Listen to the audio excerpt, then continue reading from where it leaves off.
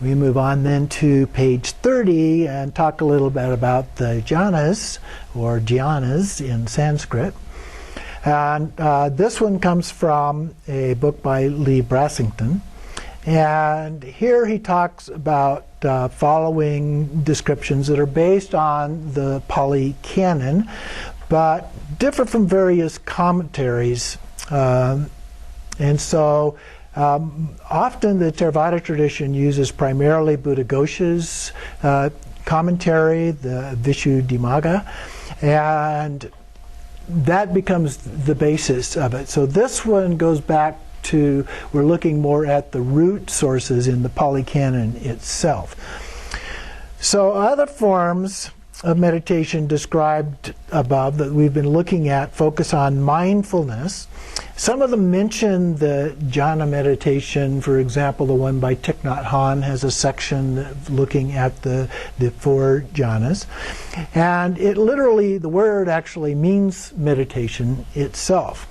So it was well known prior to the Buddha. I've mentioned that before. This was something that was a part of other trainings, and at least according to the tradition, it's part of what the Buddha actually learned from one or both of his first 2 teachers. There seemed to be some different versions of exactly what he learned from those. The one I originally learned was that he learned the 4 jhanas from his first teacher, and then the 4 formless absorptions from his second teacher, and then was dissatisfied with both and went on his own to learn his own model. But he taught these to his own disciples. And so he obviously felt that they had some benefit, some value as a part of that. And so he even talks about these in the context of them having led directly to his enlightenment as a part of that. Now, there are some different stories about his first teachings after enlightenment, and they vary a little bit in terms of which of the jhanas actually led to his enlightenment. So we don't know for sure, but obviously this was important. So there are 4 jhanas as described and as focused attention on an object. So very similar in that sense to shamatha with signs. And then the 4 higher jhanas focused on no object or formless states or mind, which is similar to shamatha without signs in our tradition. Later texts sometimes combine these into the 8 jhanas. So we have the lower and higher parts, 4 each. Then there's also a preliminary practice called access concentration that is one that prepares you for going into the 4 jhanas. And that would make a total of 9. But there's even more. There's another one that's at the other end of the 8, at the top end, if you will, that's also mentioned, and it's called, if I could pronounce this, Nirodha Sampati, the cessation of feelings and perceptions, which is just briefly noted here in this overview of these. So one of the things that Lee Brassington says in his book is, don't try to do the jhanas. You can't. Okay? Set the conditions and then just wait. So just practice patience, just like we would in shamatha practice. We wait for the experience to happen. If we get too focused on trying to develop that experience, then we'll probably develop something like it, but it won't be the real thing. Okay? So it takes some time to develop these things. So the first one I mentioned here is that preliminary process of access concentration. So here it talks about abandoning hindrances or unwholesome states, very much like we just looked at in Goenka's model. So the sense desires of wanting or craving, ill will, laziness, sluggishness, restlessness, remorse, doubt, all of those kind of things. And what we want to do is abandon those things so that they no longer arise. So if they do arise, then we intentionally relax.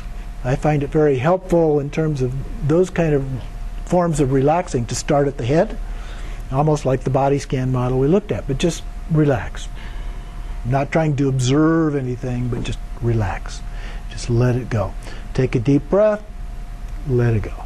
And if you need to do a couple more, do it. Then B here is, excuse me, select an object of focus, usually the breath.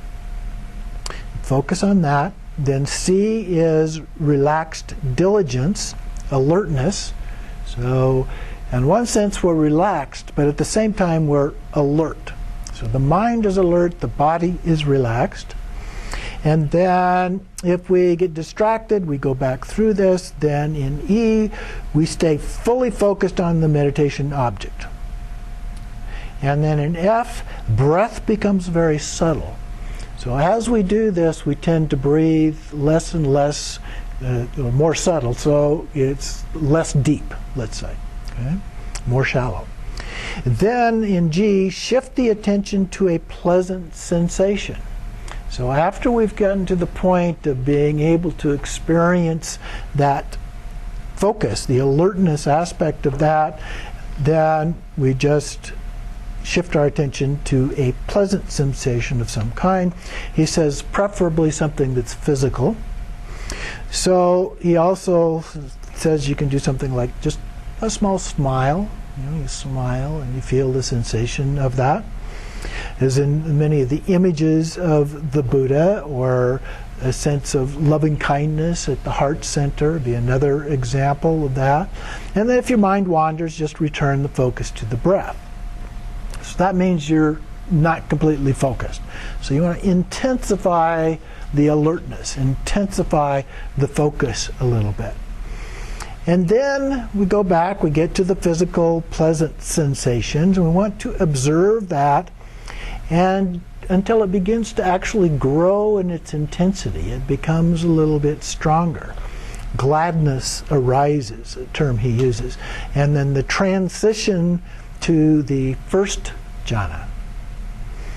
Generally, so this is the preliminary practice, remember. So when we get to the first one, then that we're at the next step in the process.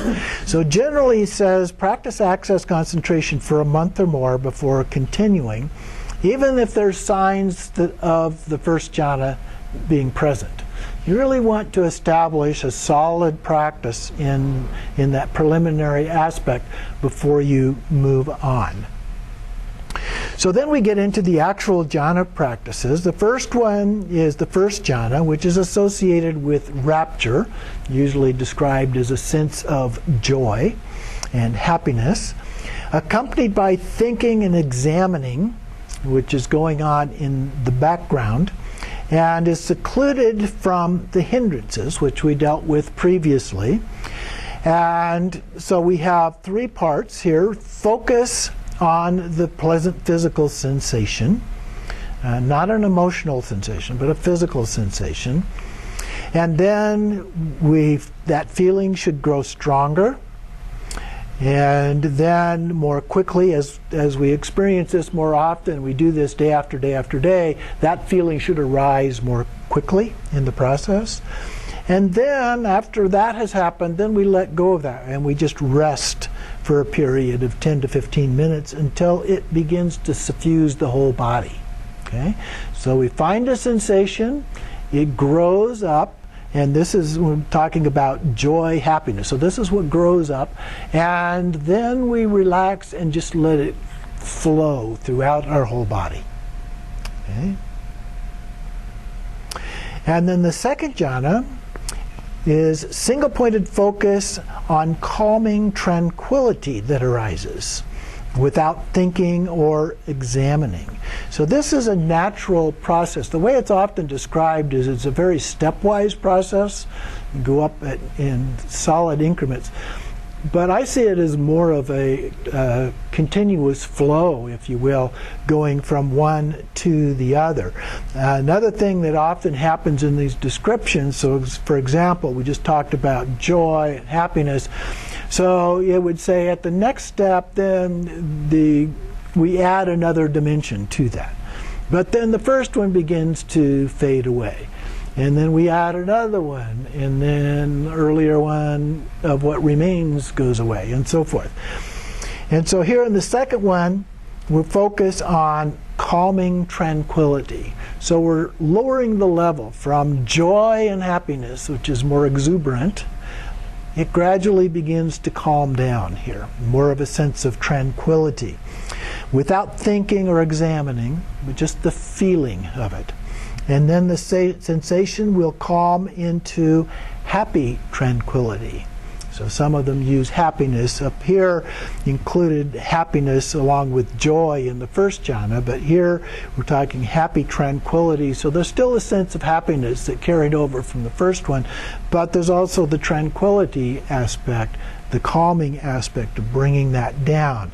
So there's a decline in rapture or joy and thinking, even though there may be some ups and downs in the process and that transition. And it feels much like ordinary happiness, the way he describes it. And then again, we rest in this happy tranquility for 10 or 15 minutes or more until it fully suffuses the whole body. Okay? So very simple description of the process, but we find this kind of subduing or calming, might be a better word, of these sensations as we go through this. So the third jhana is mindful and clearly comprehended, and here contentment arises. So we're moving a little bit further in the calming aspect. We become contented. So we take a deep breath, let it out, dial down the intensity of the second jhana, and then happiness declines as contentment or satisfaction rises.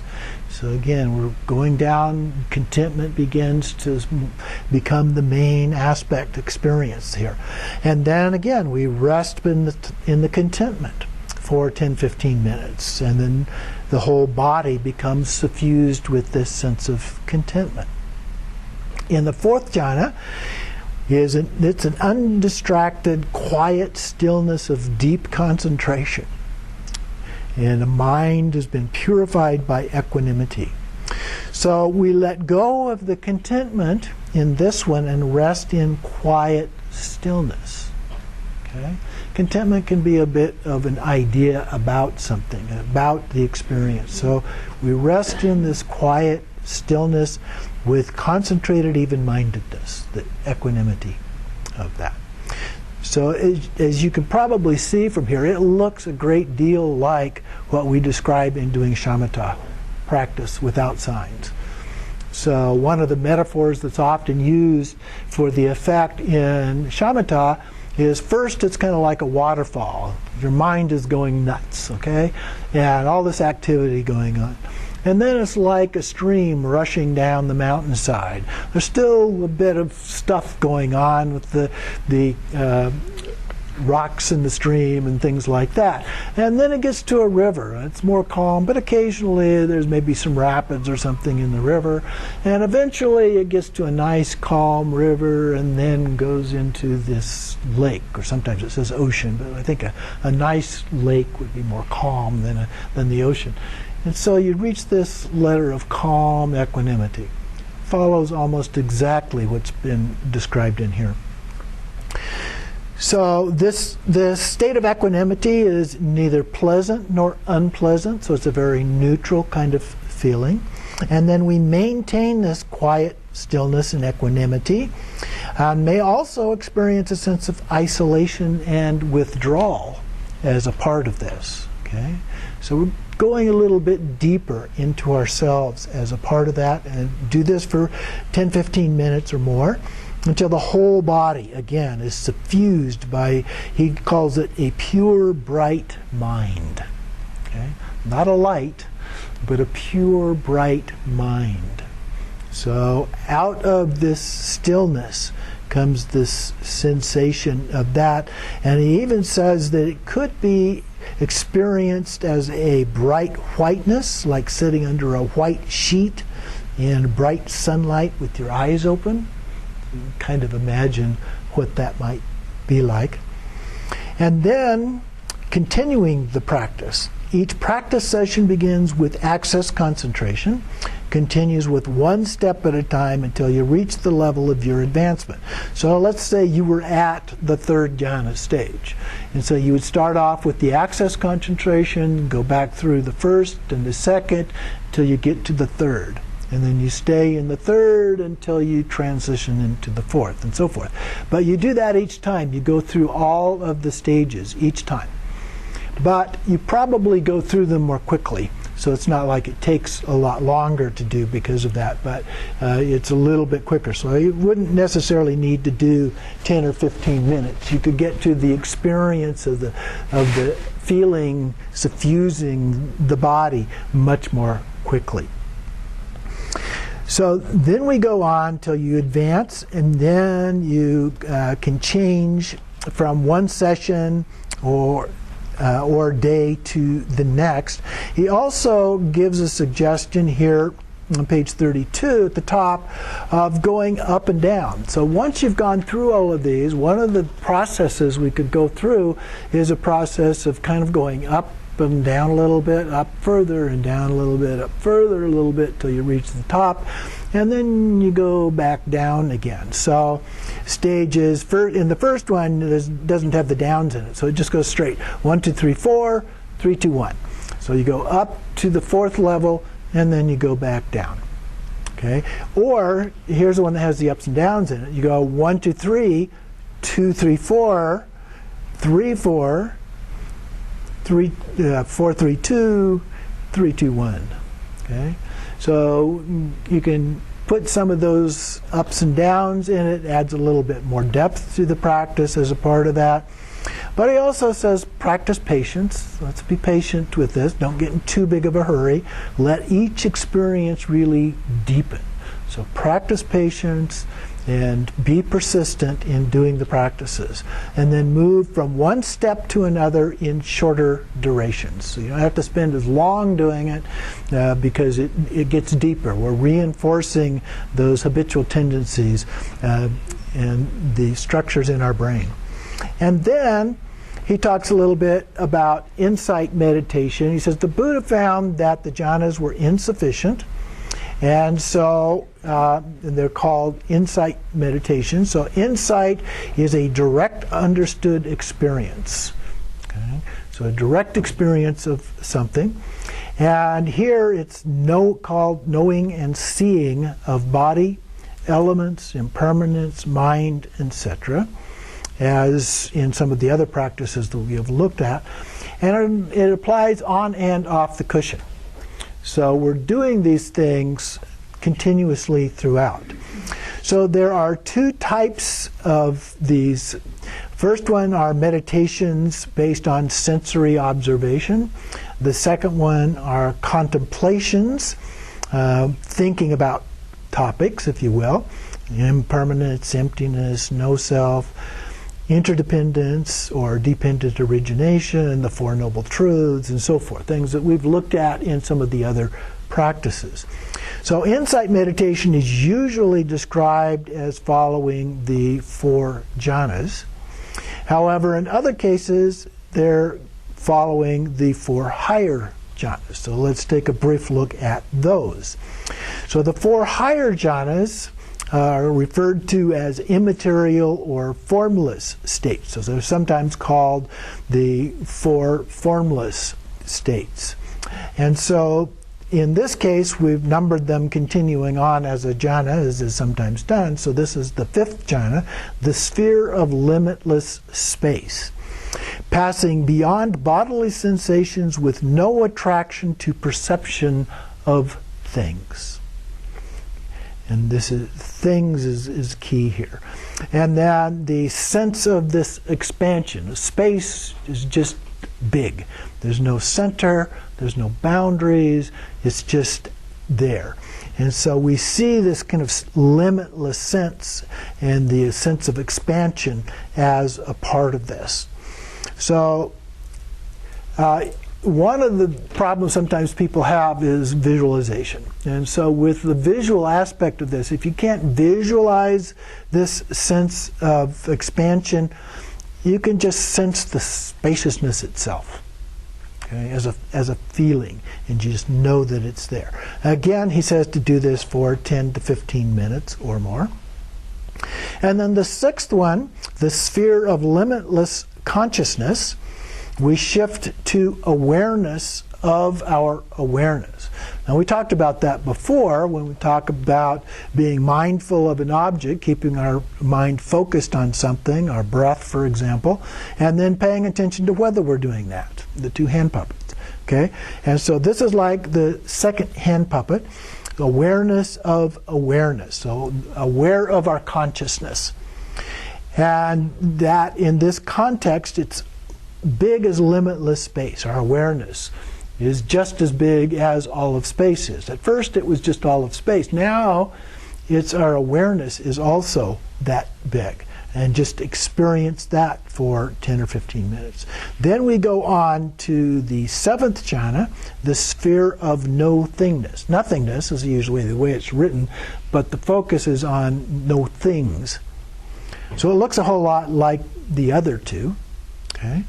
And then we shift to awareness of the content, or in this case, the lack thereof, of limitless consciousness. Not emptiness, that is the lack of inherent existence, as it's often defined by the Buddha, but we may experience it as a blackness, a deep purple, a dark blue. There's a sense of space, and it may be very intense. And he says it can be a pretty cool place to hang out. So, like the experience of being in that, with nothing to bother you, nothing to disturb you, and so forth. And again, we do that for 10 or 15 minutes. Now, one of the things to note here is that the experience at each of these is quite different than the way the experience was described in the first four. Okay? And so there's no joy, happiness, more of an emotional kind of content in the feelings associated with this, but it's a little more of a conceptual approach. So the idea of space is a fairly conceptual approach, but we can get into the sensation of space, the sensation of great expansive awareness, the experience of no things just is. And then the eighth one is the sphere of neither perception nor non-perception. So perception refers to identifying and naming or labeling things. So we see something, we recognize what that is, and I think, oh, this is a conch. Okay? So when we label it in that way, that is creating a perception as we use it in the Buddhist tradition. So identifying, naming, labeling, those kind of things. But here we're talking about neither naming nor not naming. Okay? So we often talk about we just experience things as it is. So that's kind of the idea here. And this can also be translated as neither consciousness nor unconsciousness. Okay? So it's neither. It's beyond either of those concepts. So it has no characteristics. And so it can be a little difficult, but it's not impossible, or in this context, the language here, if not impossible, it could be difficult, if not impossible to describe. Okay? So we talk about the ineffable a lot in the Dzogchen, Great Perfection tradition. And so it's a lot like that. You just can't describe. It's beyond being able to label with words. How do you describe something that's not this and not that, when normally those are the only two things that you can use to describe? So it's a lot like Rigpa in our sense, in our tradition. And so this state is very subtle and difficult to sustain. It can easily go away. Thoughts can pop up, feelings can pop up, and so forth. And so it's not an easy one to reach. Then we have continuing the practice once again. How do we do this? Once we've had these experiences, how do we continue this? So we do it the same as with the four jhanas. Each practice session begins with access concentration, continues one step at a time. But now we have more steps. So it's a little bit more complicated in that one. We continue moving up and down the steps. So you can see there's 2 approaches here. 1, 2, 3, 4, 5, 6, 7, 8. 7, 6, 5, 4, 3, 2, 1. So just go on up and then back down. Or we can do the up and down approach. So we do 1, 2, 3, 4, 5, 6, and then back down a bit. 6, 7, 6, 7, 8, 7, 8, 7, 6, 7, 6, 5, and so forth on down. Okay. So again, practice patience. Let each experience deepen as we go through the process, and then move from one to the other in shorter durations, and make sure to concentrate. Now, I mentioned before that there has also been a 9th jhana that has been added to this list, called the cessation of perception and feeling. So here, the higher perception cessation, or just cessation, is found in many of the contexts of the Pali Canon. So the Buddha states, it is only when the Tathagata, referring to himself as the Buddha, withdraws his attention from outward signs and, by the cessation of certain feelings, enters into the signless concentration of mind, that his body knows comfort. Okay, this sensation of liberation. And in another he says that it's full awakening based on attending to the singleness dependent upon signless concentration of mind. And so those are things that the Buddha said that are related directly to what is being described here. And I added a note here. This appears similar to the higher jhanas, and the signlessness sounds like single-pointed concentration without signs, shamatha. Okay, so shamatha without signs, very similar. So then the second part here is, it is described as requiring extremely deep concentration. So we really need to be able to focus our concentration, but hopefully by going through the other practices now, we've been able to develop our ability to concentrate without distraction. So, and it is apparently similar to the first jhana in Buddhaghosa's much later Visuddhimagga commentary, which I found pretty interesting. I can't explain that because I don't know, I haven't read anything, I haven't had any teachings about what that is all about. It seems a bit odd to me, but that's the way that he explains it in his book.